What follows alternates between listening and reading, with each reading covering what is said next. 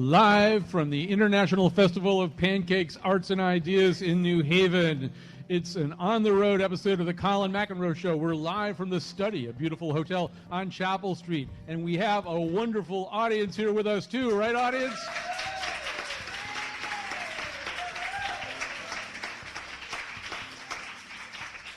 So this is The Nose, our regular Friday roundtable about culture, but a little bit different because we're on the road. We're in New Haven. We got New Haven people, and we got actually one of the performers from the International Festival of Pancakes, Arts, and Ideas with us.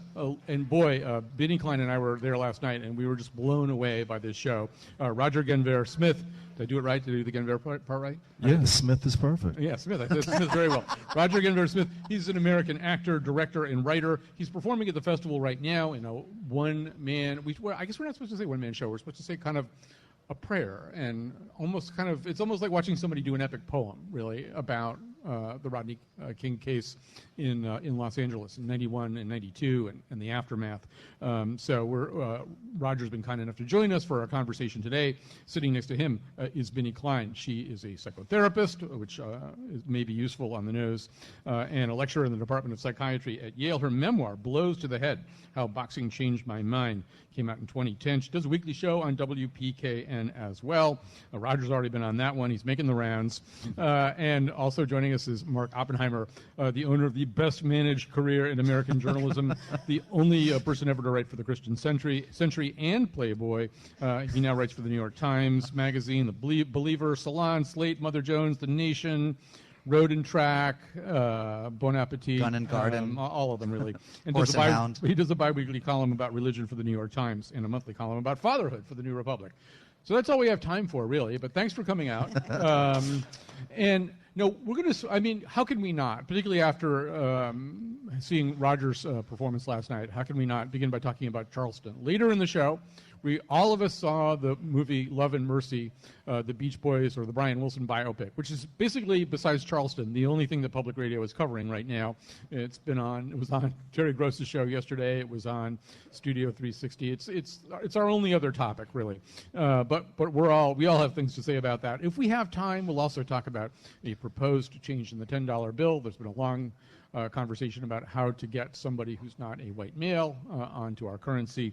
If we have time, we'll get to that. But we do want to begin with Charleston. And I'm going to begin also just with, to me, I mean, Charleston is so many different things, but to me, one of the things that's sort of very important is how things get talked about and how things get framed and how things get said. And one of the ways we began, in a very disturbing note, was this sort of blunt attempt to frame it as something else. I was combing the web today and watching some clips, and to a startling degree, there were people like Lindsey Graham and Rick Santorum, both presidential candidates, saying this was an attack on religion. And Graham said, now, in fairness, a lot of this happened yesterday morning still. And he said, it's 2015. There are people out there looking for Christians to kill them. Rick Santorum said a similar thing, that this was part of a series of attacks on faith. He said, you just can't think that things like this can happen in America. It's obviously a crime of hate. Again, we don't know the rationale, but what other rationale could there be? You're sort of lost that somebody could walk into a Bible study in church and indiscriminately kill people. No mention of this being about race. And there have been similar remarks. Fox News aired a whole segment about this. Watch the Larry Wilmore clip in which he sort of does kind of a supercut of all these kinds of comments. But Mark Oppenheimer, since you write about religion for the New York Times, is there some kind of systematic attempt to eradicate Christianity in America? Because this is the first I heard of it. It's not anymore. No, Yeah. It's that did not ring true to me as somebody who's been writing about religion for almost 20 years now. I don't think there's any pattern of attacks on churches. I don't think that Fox News likes to say there's a war on Christmas every year. Mm-hmm. There's more of a war on Christmas than there is on Christians, let me say. I mean, and so that struck me as cynical. I think that there's, we don't know very much about this person yet, and I do hesitate to say, but what we know suggests that he was more motivated by an animus against black people than against Christian people. So that strikes me as the way to interpret it at this point. But I would love for there to be one other data point of there being a war against Christians in America. I know what Rick Santorum would say. I mean, he would say, I assume that he's trying to yoke this to what he would call the attack on traditional marriage, and what he would call the effort by the Obama administration to make Christians cover in their employees' health plans birth control methods that they don't believe in. I mean, he would see this all as one thing. I just can say that as someone who talks to a lot of Christians, including and a lot of non-Christians, that I've never found the evidence of any sort of concerted attack on Christianity. Well, and Roger, one thing that I'm wondering too, when this kind of thing happens, and there does seem to be this kind of concerted effort among one group of people to make it not be about race, what's the upside of that? I mean, it seems to me that you can decide that it's about race. It pretty clearly is about race. I mean, yeah, there's still some fog of war here. We don't know every single thing. We got reports about what was said, but this isn't really a very mysterious situation. This does appear to have been a racially motivated attack. Why wouldn't everybody want to talk about it as a racially motivated attack and then say whatever they've got to say about race? Because we're living in a country full of racial denialists. I take the attack very personally. My mother's from Charleston, South Carolina. I took my children to Charleston, South Carolina for the first time just a couple of weeks ago, and we had to pass by that church on our way to Fort Sumter, where I showed my sons where the Civil War started and apparently never ended. Denmark Vesey was a congregant at that church. Because of his attempted slave insurrection in 1822, that church was burned to the ground. It was his son who rebuilt the church, Denmark Vesey. And we must understand this idea of history.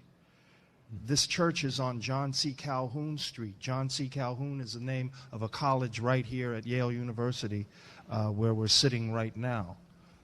He was a nullificationist. There is a great statue of him just a stone's throw away from that church. It sits high on a pedestal. It used to sit low on a seat. And black folks in Charleston, South Carolina, used to go and put feces on his lap and burn it. And because of what black people did in resistance to the segregationalist ideology of John C. Calhoun, inherited by Strom Thurmond, of course, and we can talk about his family matters in a second. But it was because of that that they had to raise the statue onto a pedestal and wave it high as the Confederate flag waves over the South Carolina State Building today, not at half-mast.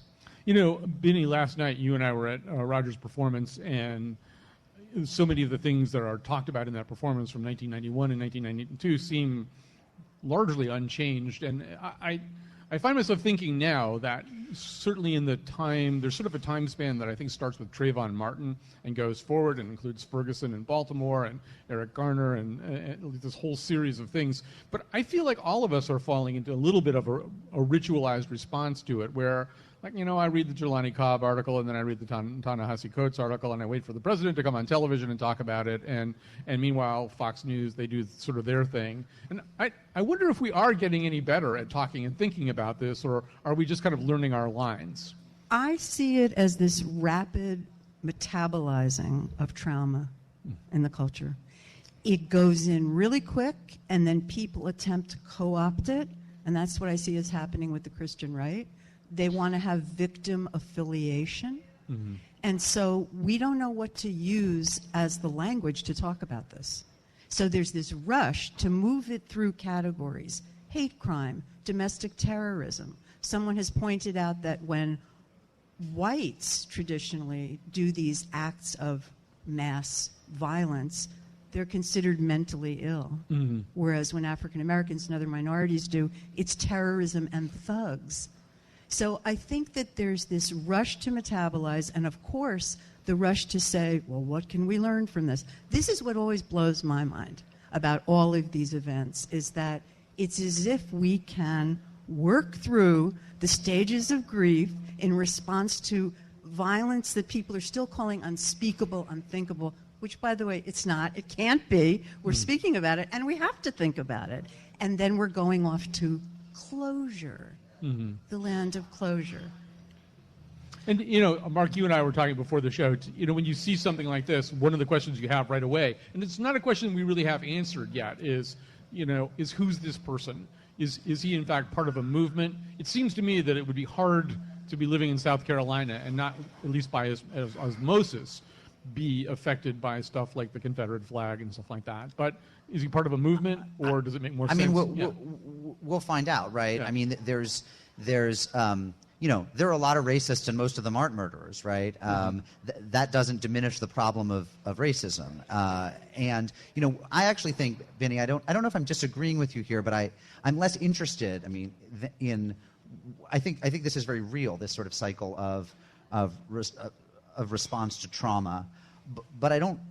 It's not an interest to me. What's interesting is how we avoid doing what we have to do, which is looking at systemic ways to curb violence in society, right? I mean, this is a number of things. This is an attack on African Americans. It's an attack on African American Christians. It's a product of a racial culture and a racist culture in a particular region of this country that has its own history. It's also deeply American in that it's Someone with a gun, and in a part of the country that's hostile to gun control. Now, we know there are mass killings in places that have really strong gun control laws. I'll preempt the NRA response and say we know that, right?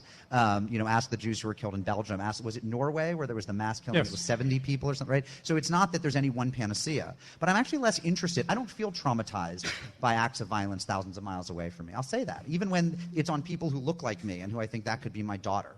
Okay. But we live in an incredibly brutal world, and I'm somewhat desensitized to that. What I'm much more interested in is how do we ensure that there's less killing? What are political and systemic responses? And that's what all this other talk obscures, I think. I think that's interesting, Mark, because Jon Stewart said something about how the language, we're already now steeped in what he called the nuances of language of lack of effort. In other words, lack of response to the whole thing. But I do feel traumatized. I felt traumatized by the Rodney King performance last night. And I'm me too. glad that I did. But listen, watching you do that performance, Roger, too, is Jelani Cobb, in writing about this, did say that the Charleston is at the crossroads of Ferguson and Aurora, Colorado, or at the crossroads of Baltimore and pick and Columbine, pick another mass shooting. And listening to your performance last night, one of the other stories that you went into, one that I think most people had completely forgotten, was that of Latasha Harnick. Am I getting their name? Oh, Harlins. Harlins. A young woman kind of caught up in some of these spirals of violence and in a store buying orange juice and getting into a dispute with the owner who had a gun and who shot her in the back of the head, And listening to, your performance last night made me think, wow, we just live in this really, really violent society now where we just go from zero to the red zone very, very fast. We do, but let's acknowledge how we got here since 1492. It's a journey that's been paved with blood. And we look at the island of Hispaniola today, where Dominicans of Haitian descent are being deported because their Dominican citizenship is no longer valid because they have Haitian ancestry. This is payback for a Haitian revolution of some hundreds of years ago, you see, which is still being played out, which is still in progress, which is what brought my people to Charleston in the first place. And I went to visit my ancestors in the cemetery there in Charleston, but I couldn't go to just one cemetery. I had to go to two. Why? Because they're divided by race. Yeah. The dead people in my family, and they're divided by language. Tombstones in French, tombstones in English. My family became colorized, the Genvers, in mid-19th century Charleston. And all of that plays out. What did Faulkner say? It ain't past. It's still kicking ass. Did he say that? No, I don't think he put it quite like exactly that. that. No, way. It was very close. The past isn't dead. It's not even past. Something. By the way, we will have a floating mic, and towards the end of this segment, if somebody's got something that they want to ask or say, we'd love to let you chime I think in. we're all, you're an actor and we're writers, and I mean we're all artists here, right? And so I think our interest is, maybe we can sort of process this through narrative, right? And I guess, I mean, that's the first thing I would do is like, what essay can I write about this? Right? Yeah. But actually, that doesn't change. Let me speak to the impotence of that. It doesn't change much. What changes much? I mean, Europe was an exceedingly brutal place in 1492. It's a more humane place in many ways than the United States is now with regard to violence, anyway. And so the question is, well, what have they done?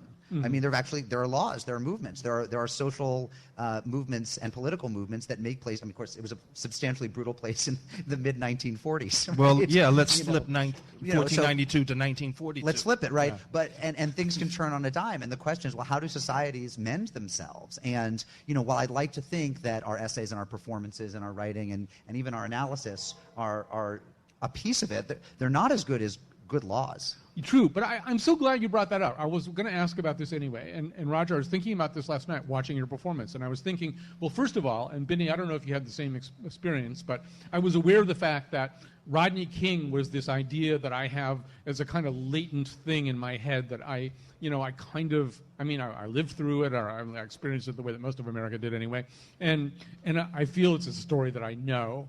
Watching Roger last night, I thought, wow, there's just so much about this story that I either never absorbed in the first place or discarded at some point, and that one of the things that art could do for me last night was reacquaint me with this and help me understand it's just absolutely direct connections to the present moment, and that art really is kind of amazing that way. Although I also feel, and maybe this is what you're saying, Mark, too, is that watching what happened in Baltimore and then the fact that everybody had to invoke The Wire. Well, this is just like The Wire. And not that The Wire didn't get a lot of things right. It really did. But I thought, wow, is this the way we process stuff? It reminds me of this thing I saw on television. And I feel like that's sort of a knife's edge that art is, too. It's, in one way, an amazing way to get us acquainted with our own reality. But you don't want it to be what he's saying, too, is it can't be the only way that we get acquainted, I guess. Absolutely not. Because if that were the case, then, we would have been saved because Barack Obama listened to a lot of Bob Marley at Occidental College. Do we know that he did? We know absolutely that he did. And we knew exactly what he was doing while he was listening. But he didn't take it to heart. Yeah. Did you have a similar reaction, Benny? I felt like art was somehow or other. I don't want to only understand Baltimore through The Wire. On the other hand, I was really grateful for this kind of renewed understanding of this thing that's become this latent historical artifact. Well, yeah, like to come back to the idea of sort of co-opting language and quickly moving through stuff, what I appreciated a lot about the Rodney King performance was that anyone like Rodney King or these other names becomes something of a cipher over time with all kinds of projections onto them. So, yeah, we have the image of that, what I thought was the first perverse viral video, where I would be watching a man getting beaten within an inch of his life over and over and over and over. And, of course, as Mark implies, we get a bit inured, we get a bit, you get numb. But by you, as you had said, Roger, opening yourself as a kind of vessel to channel aspects of Rodney King and aspects of what he represented in the culture. Well, aspects also, hopefully, of ourselves, because the piece is full of self-indictment. How do you mean? How I mean is that, I was part of that vicarious crowd as well that consumed Rodney King. I rewound him. I fast-forwarded him. I freeze-framed him, And there's a moment in the piece where people start laughing. And then, I, as the narrator, turns on the audience, not directly. It's actually through an imagined conversation, as you recall, with Rodney King, where I say, they're laughing at you. They're laughing at you right now in New Haven, Connecticut. You're the butt of a joke. They have no idea that you were a father, a grandfather who expired on Father's Day, the same way that your father expired. You found him, didn't you, Rodney, in his bathtub, drowned, drunk. You're a second-generation alcoholic drowning victim. It's a very powerful moment, including that, and he does, Roger coaxes a laugh out of us and then kind of Don't spoil it. I won't. Okay, I won't. I won't say. I won't say what the laugh is. You just Spoiler you just alert. gave us the show. No, there's so much more. So we're running out of time in this segment. Although the other thought I had last night was, and I think Roger says that Rodney in some ways is the first reality show star because of this, what was then a really kind of fortuitous, if that's the right word, accident of this guy who really had a new video camera that he was trying out, sitting out outside the apartment building where all this was happening. Whereas today, Mark, one of the realities is that this kind of video is just almost a given now. It's not a given in every single situation. Almost, thank God, it wasn't a given in Charleston. But I mean, so many times now, the assumption is that we're going to get to watch the video. And there's this great passage in Don DeLillo's Underworld where he talks about that, how we kind of learn to watch those videos, and that we've seen. Well, it's you're talking about rewinding. It's kind of you see it over and over again. You start to know, okay, this is the point where the gun sticks out the window of the car, or this is the point where the iron club comes down. And I in some ways, it makes us very alive to this stuff. But I wonder whether don't also get me wrong. it desensitizes us too. Yes, it's also preferable to the age in which all of this stuff went unvideotaped, right? Right. I mean, I think that some people have this sense that we're in the midst of some sort of epidemic of this stuff. I actually think quite to the contrary. We're in the midst of an epidemic of all of a sudden getting stuff on videotape that's been happening all along. Mm-hmm. And I think that, I mean, my father did police brutality work in Springfield, Massachusetts, where I grew up. I mean, he knew people walked in the door of his law office and said that they'd been clubbed or beaten or whatever. But there was no evidence except the bruises, right? And what we have now is a world where just in the past 3 or 4 years, we all are walking around with video cameras. So there's going to be a lot more of it on video. That's what we're getting. We're almost out of time. Is there anybody who wanted? There is actually. Where's Jules? Or who's got the mic? Yeah, Jules.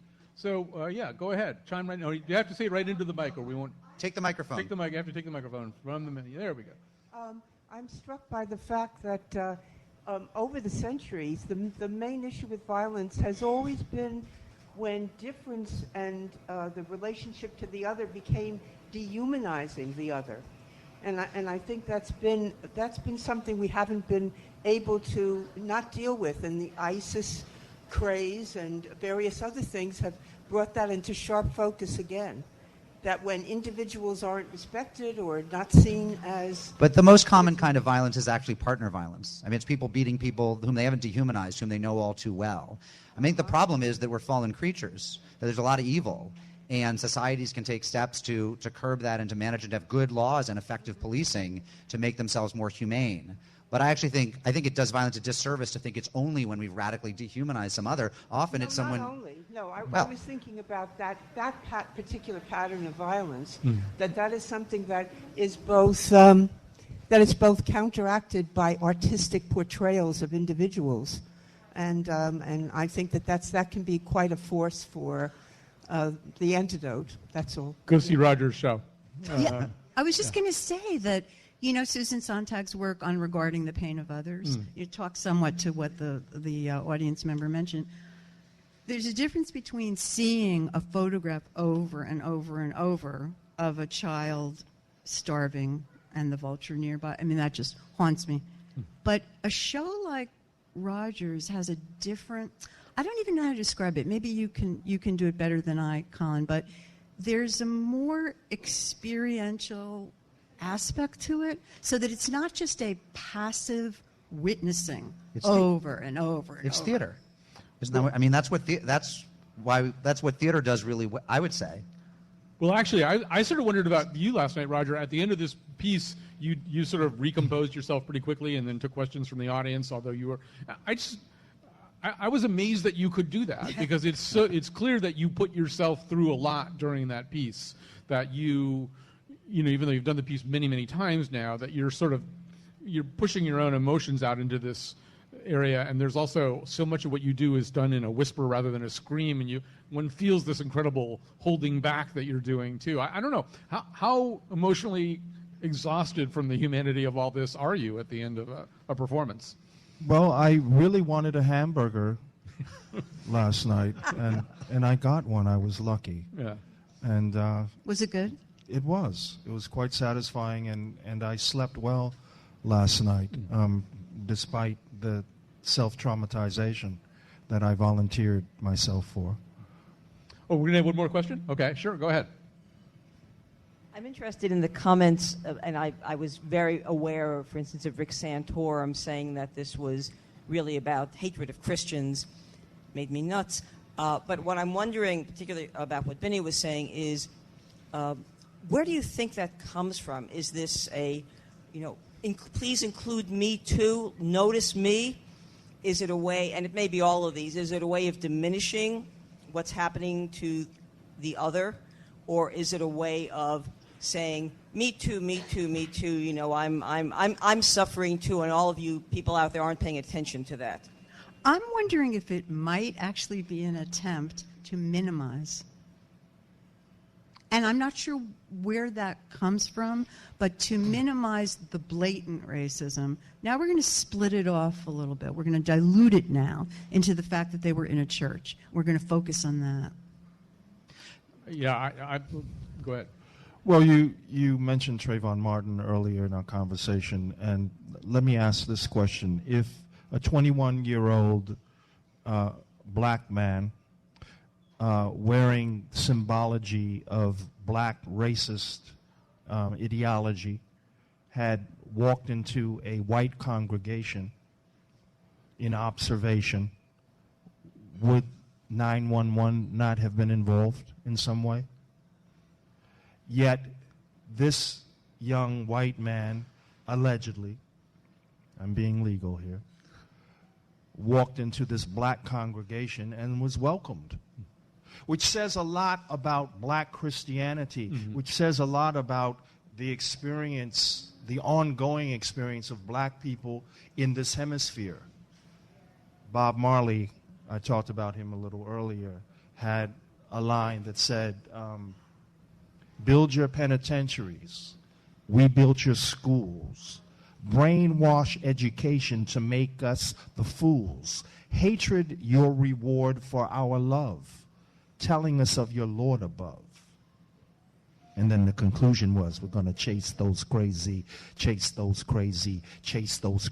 bald heads out of town. And when I was on WYBC 94.3 on the FM dial right here at Yale University, I took over the station when Bob Marley allegedly died. And the FCC is still on my trail. Ooh. All right, there's no better place to end than that. We're going to take a break. We're going to come back with a somewhat happier topic. That would be Brian Wilson. Only today would Brian Wilson be a happier topic.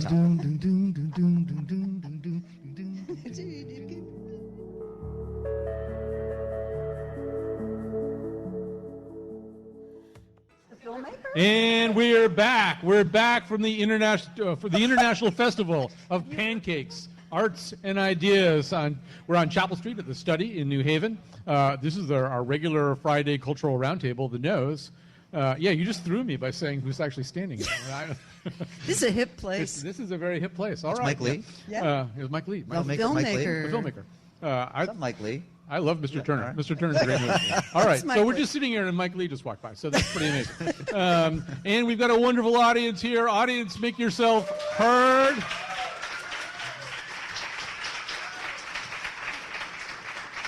Mark Oppenheimer and Vinnie Klein with us today, and our special guest, Roger Genver Smith. You've got to come and see his performance. It's at the Long Wharf Theater, this incredible performance of the Rodney King story. So, we're switching gears here a little bit, although we're still somewhere locked in the bowels of tragedy. We all went to see the movie Love and Mercy, which is this biopic of Brian Wilson. Has two different actors, Paul Dano and John Cusack, playing Brian Wilson. And it's very much, well, it's an unusual film, but it tells a story that's very familiar to me. I don't know. Well, actually, Benny, I'm going to let you begin because this was your idea that we go see this. So you steer us in a direction of your choosing. I'll do my best. I'm endorsing Love and Mercy. You asked us on the nose to endorse something. So Love and Mercy, directed by Bill Pohlad. He used a screenwriter who did She's Not There, the film that had 8 different versions, I think, of Bob Dylan, including a young African-American boy or girl, can't remember. Boy. And Cate Blanchett. So he's no stranger to using multiple actors to portray one incredible, complicated person. And it struck me, so that screenwriter's name is Oren Moverman. It struck me that the Brian Wilson, that you kind of needed the two in a way, because a lot of people who are talking about Love and Mercy are talking about, why did you have to use two actors? Well, partly he said that they were such different figures. Paul Dano, who plays Brian in his 20s, in the 60s, is kind of this soft, puffy, awkward guy, full of genius, and really a lot of hope and vitality. And I think of it as sort of the pre-Woodstock cultural moment in a way. And then I think of the Brian Wilson played by John Cusack from the 80s, who we all was just shocked to see him after he'd been through a lot of over-medicating and just horrible, horrible reclusiveness. To be frightened and traumatized and kind of shocked.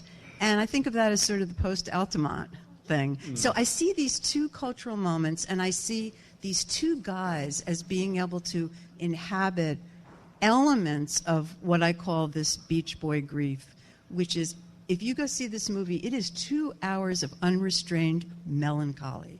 And you think to yourself, how could the Beach Boys, bikinis, surfboards, etc., be connected to melancholy? But in fact, it's really deep. It's really deep. And once you start to go into what they were up against and what began to happen to Brian when his musical genius pushed him away from the demands of creating little pop songs and he became incredibly innovative, you start to listen to those high plaintive voices, and it is very haunting. And the film is great. It's good. You also get to see great scenes in the studio of Brian beginning to do innovative things, bringing in classical musicians to play rock and roll. The use of theremins, barking dogs, whistles. I mean, he was an incredible innovator. So, Roger, you told me last night you liked this movie, right? I did. I dug it a lot. And, I grew up in L.A. I grew up listening to the Beach Boys. In fact, I was almost violently attacked because I was carrying a Beach Boys album through an alley. And another young black man came up to me and resented that I was carrying a Beach Boys album and said that I shouldn't be listening to that music. Because it wasn't. Because it wasn't what a young black man should be listening to in the 1960s. But I liked the Beach Boys, overtly and covertly. Can I say, and this is not to minimize the trauma of almost getting beaten up, but how interesting that there was a moment in time when the record that you carried could almost get you beaten up. I don't think That's that moment's right. over. Yeah. I don't know. I look at my daughter's classmates, and pop music doesn't seem to have anything like that kind of valence for them. Now, maybe it will in 3-4 years. I don't know. At the school they go to, I would say that cuts across races and classes. Pop music doesn't have meaning in that way. Yeah, but I don't think your daughters walk down the same alleys that Roger was walking down. No, I'd be surprised if pop music does there too. Yeah. I mean, I just think art forms have their moments. Like, as we know, magazines aren't at the peak of their influence either, right? The consumption or the creation of pop music can get you indicted. Yeah, but that's a different thing, right? I mean, I think it's an irony that it can get you indicted even though listenership is way down, album sales are way down, radio listenership is way down. I mean, which I mourn because I'm a child of 80s pop music. Well, one thought I had about this. Let me My condolences. Hey, it worked for me, all right?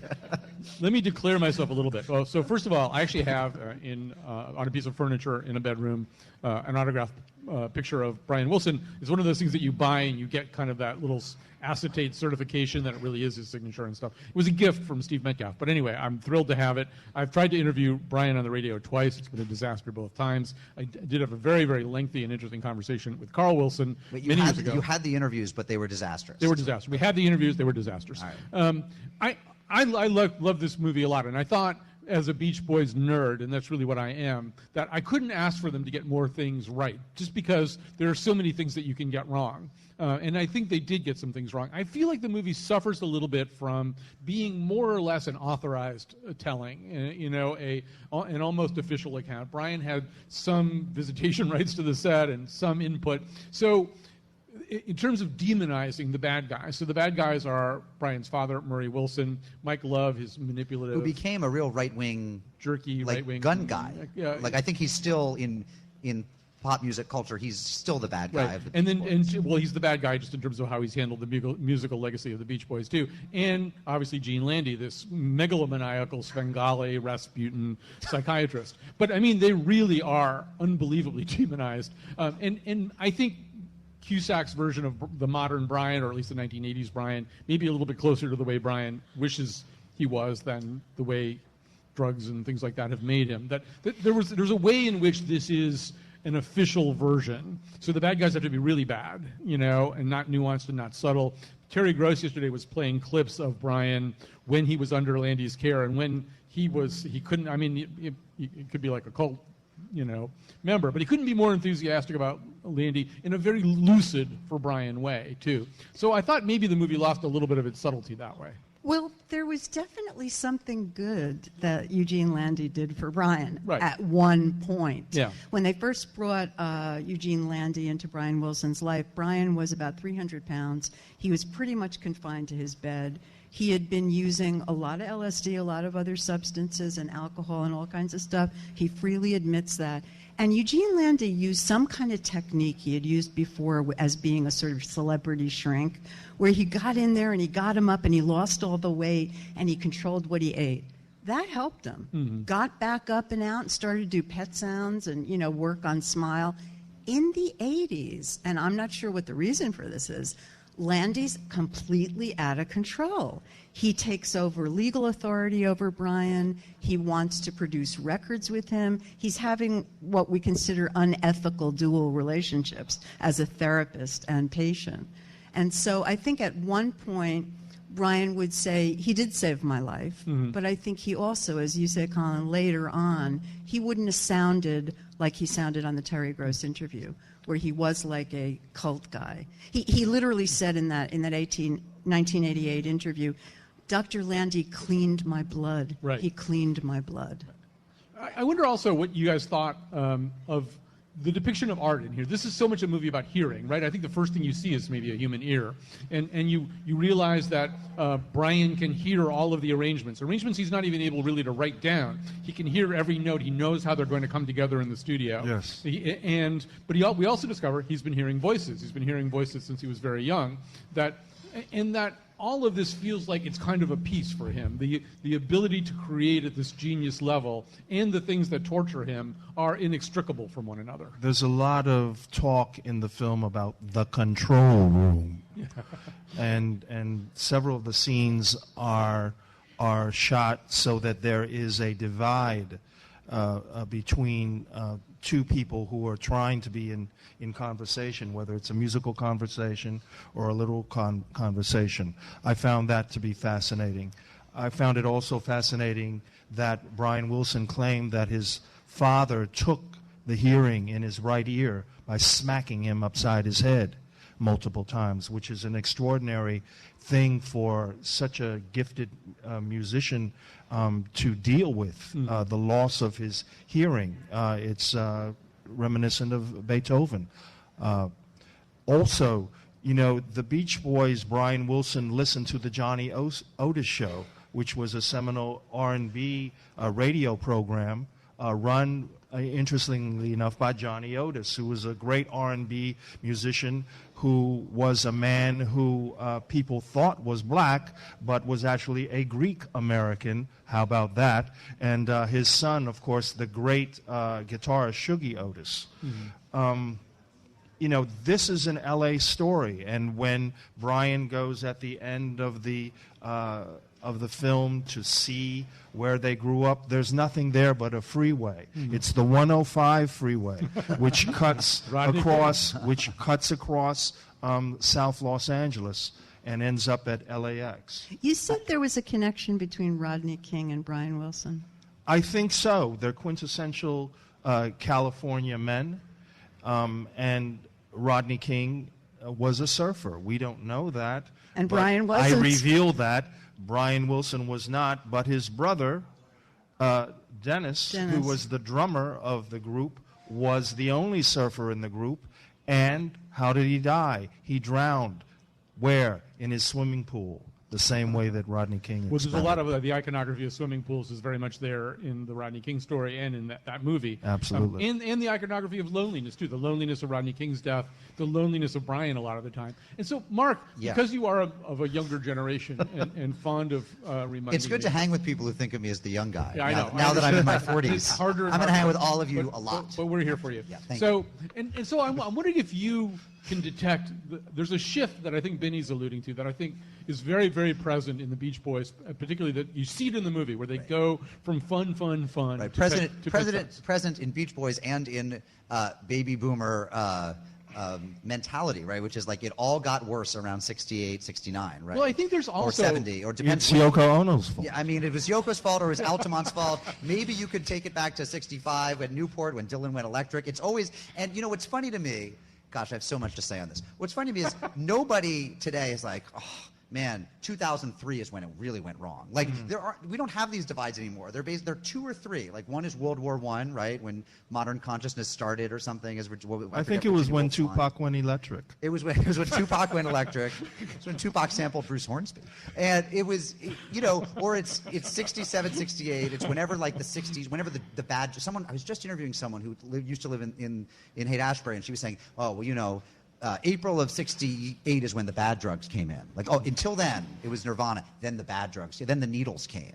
And she can say it's practically the weekend when the shipment of heroin arrived. Is this true? I have no idea. See, I see but this very- I this see- to me is generational narcissism. Yeah. It is not. There's not actually the way time moves. No. We walk through our days and we eat and we go to work and we mate and all this. And you get to the end of the life and everyone has different points where everything changed. I mean, sometimes a bomb gets dropped or a war gets started. You can really say, wow, then there was a draft and things really got different. But let me just say, so I didn't see the movie through that lens. Yeah. What I saw the movie through was John Cusack, the seminal actor of my generation, if you saw Say Anything in 1986 as a 12-year-old, is showing that he can really act, Yeah. which he hasn't had to do for a long time because he's been doing Hot Tub Time Machine and stuff like that. Elizabeth Banks, whom we know from 30 Rock and from Scrubs, it turns out is a genius, really good in the role of Melinda, I think. I just think it was, and Paul Giamatti, from Pig Vomit to Eugene Landy, the great villain of our time. I thought this was an actor's movie of the first order. Played Hamlet a block from here. Hamlet a block. That way. Grew up here. Just before we go to break here, there's one thing that I want to say about what you're saying, because I do see it. I guess I do agree with you, but I want to say it a little bit differently, which is that I feel as though some artists have been able to kind of pull back the incredible cheerful backdrop or curtain in front of American life and show you the melancholy underneath, to go back to Benny's original point. I was talking to somebody about Charles Schultz earlier this week, and as a child, reading Peanuts, I felt so welcome suddenly because I was not a particularly happy child. And so to see these neurotic little kids who were really unhappy and they used the word depressed. It might have been the first time I ever encountered the word depressed. So to see that curtain of American happiness pulled aside, and here's Charlie Brown going to a therapist who's charging him 5 cents, and it's Lucy, and she's not very sympathetic anyway.